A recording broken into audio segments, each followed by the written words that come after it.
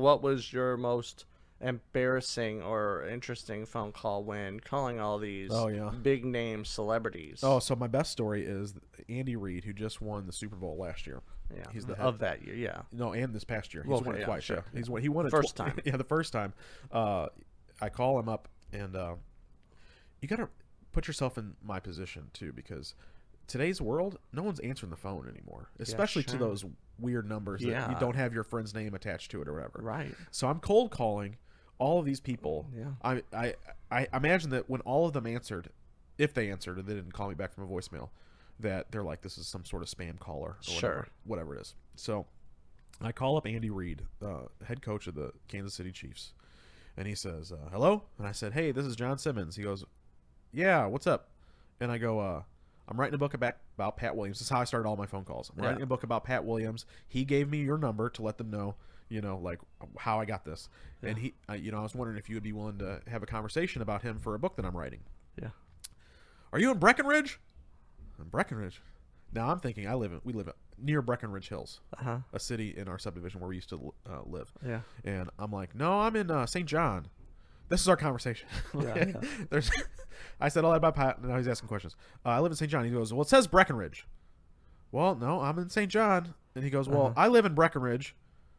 And are you I forget exactly what he said, but he's like, are you my son's friend or something? I'm like, no. I was like, I'm John Simmons. I'm writing a book about Pat. He's like, what do you want now? And I repeat what I said already. Yeah. He goes, well, it says Breckenridge on the thing. I said, I don't know. He says Kevin Doherty or whatever, because that's my father-in-law's name. I go, oh, that's my father-in-law's name. We're on the same phone family plan. This is already go off the rails, Yeah, sure. And he's like, well, you don't live in my subdivision, Breckenridge? I was like, I'm in St. Louis, Missouri. He goes, oh. He goes, what do you want? Again, third time. Yeah. What do you want? And I tell him again. He's like, I can't do that right now. I'm in the middle of the draft. And he was on, like, basically on the clock at the NFL draft.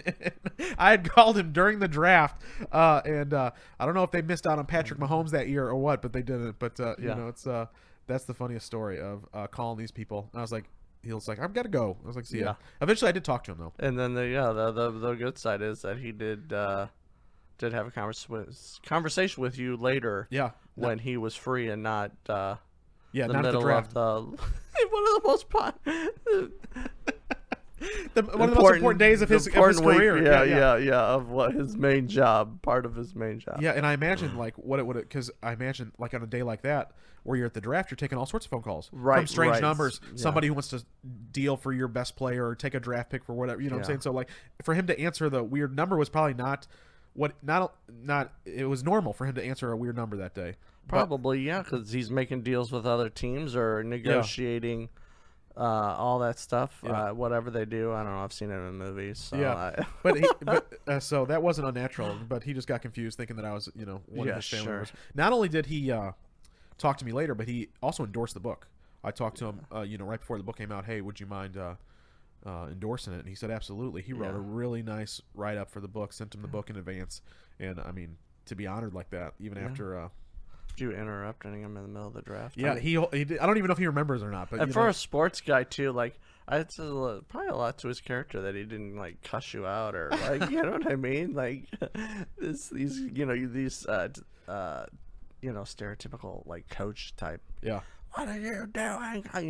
Yeah, it's interesting because my history, sports gambling, and I was really heavy into betting football games especially. Yeah. And that a lot of the names of people that I had to call for this list were people who I was familiar with from betting on their teams or a team they were associated with many times.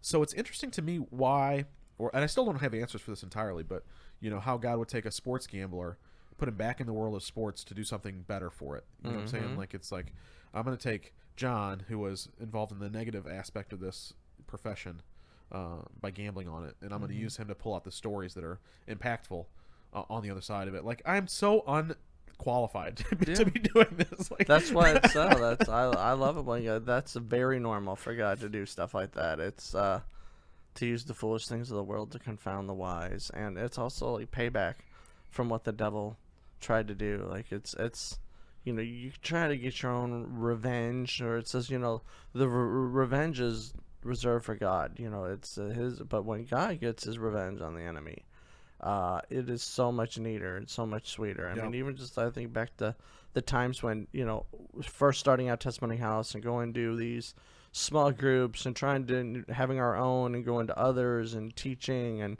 the level of resistance and and walls that I came up against, and the enemy trying to convince me that no one really wanted to hear what I had to say, or no one wanted. We don't want to be taught. We don't want to be taught. I thought, well, what a waste of time. Why even, but they just wanted a form of godliness. They wanted to go to Bible studies to look good, but they didn't really want to learn anything. And so anyway, it just made me feel very useless, and I didn't understand what was really happening at the time, but just kept pressing in or believing God, and then here a few years later, God was like, well, now they rejected you, so now I'm gonna put you on the radio, and you can teach to potentially 3 million people, and an audience that for the people, the 10 people in a living room may have rejected you, and now I'm gonna show them who I say you are, and I'm gonna put you on radio.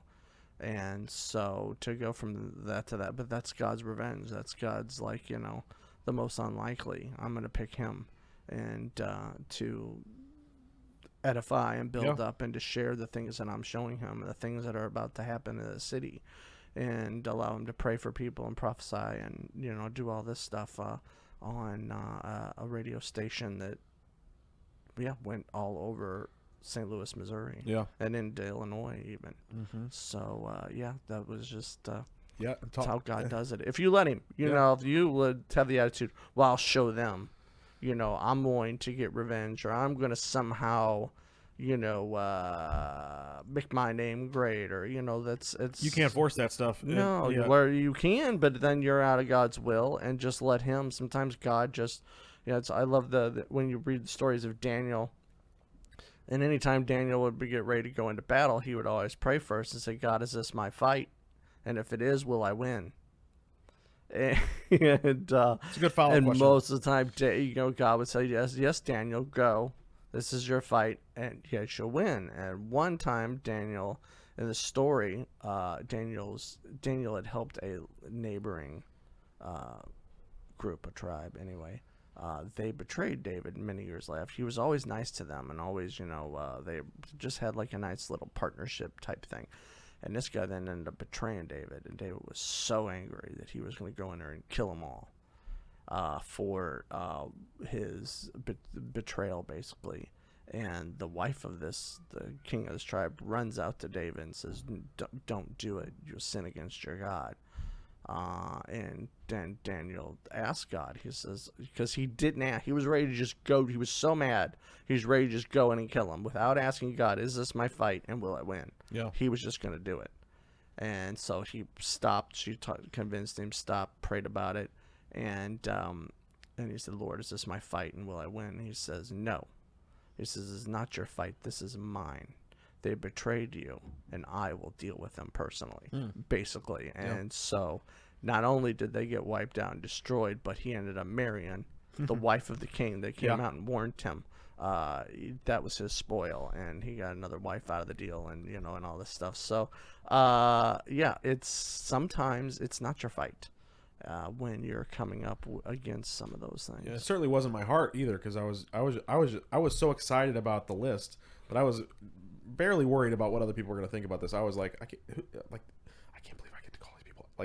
They're gonna see right through me. I had a lot of insecurities about it. I was excited to do it, but I was also like, please don't answer. Please don't answer. Right. Sure. Yeah. It was scary to eventually the list swelled to over 250 names, Kevin. Yeah. That I called, and so it was crazy. And this took the next 2 years of my life. Yeah. Essentially. Yeah. I spent the next year and a half calling people, and it's right when COVID happened. And talk about God's timing. Calling them, leaving messages, calling back, and rescheduling. Remember, so this was 2013 or 14. I read Pat's book. So we're in 2020 where I'm doing these interviews. So 6 years later, I'm doing these interviews. But COVID happened. This was the greatest blessing in disguise, for my book at least, because I called all these people, and they're like, nothing going on. They got nothing. The sports had been shut down completely. These guys who would have been training, teaching, playing, practicing, doing all these things, they're like, I'm just sitting at home. I can't do nothing. He's like... And they're talking to me for like an hour. You know, I'm having all Yeah. these long time conversations. So not only am I getting access, I'm getting conversations I would never got the year before or a year after because of Right. the COVID lockdowns. Yeah. So I had all these, like, talk about a mentor, not just Pat, but like I'm getting like notes Yeah. from all these different people. And it was so funny. One of the common theme that kept coming up as I talked to people, and I find this interesting because I don't see this a lot at the level of people that I interact with, but I saw it at the level of people of note who have gone somewhere else. You know what I'm saying? Where when I would call them and I would talk to them, you know, tell me a story about how Pat has impacted your life or whatever. They would tell me, they're like, oh yeah, that's great. What are you getting out of this? They were almost everybody. I don't want to say everybody, but there was a lot of these 250 people would ask the question back to me. What are you getting out of this? They were interested in learning what I was getting as much as I was interested in learning what they were getting. Interesting. And so when you talk to people just in the normal world and you say, hey, I met Andy Reid, tell me all about it. You know, they wouldn't be like, well, John, what did you learn from talking to Andy Reid? Tell me what Andy Reid said. You know what I'm saying? Yeah. So it's like a one-way conversation street. And I found it so interesting that these people were engaged in me. And so like I hadn't reflected like that before. Yeah. You know, like what had I gotten out of my conversation? Like at this point I was just collecting data. Yeah. I was just trying to be like, compile this list and then sifter it out and figure out what makes sense and what doesn't, what is the common thread between them. One billionaire guy, he invited you out to his house or something. He said, yeah, if you're ever in South Carolina, you can come to my plantation or something. He's got some plantation house out in South Carolina. And he was like, anytime you want to stop by, you just come on by. Me and the wife will make you dinner, and it'll be a good time. And Yeah. That's something.